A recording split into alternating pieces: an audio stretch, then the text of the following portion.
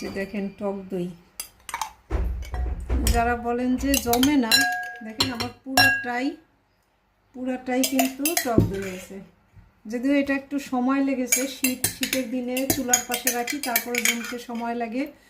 আর কাঁচা দুধ দিয়ে টক দই করবেন এই জন্য যে তাতে ভালো ব্যাকটেরিয়ার পরিমাণ বেশি পাবেন। আর জাল দিয়ে করলে আসলে সে দুধটা অক্সিডাইজ হয়ে যায়, সেটা আমাদের শরীরের জন্য ভালো নয়।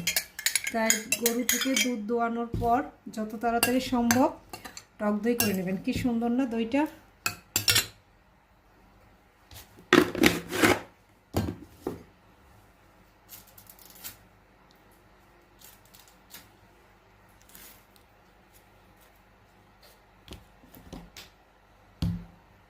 দুটো দেশি কলা,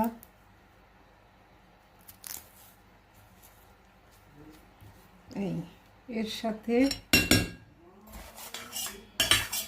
একটুখানি খেজুরির গুড়, দারুণ একটা খাবার।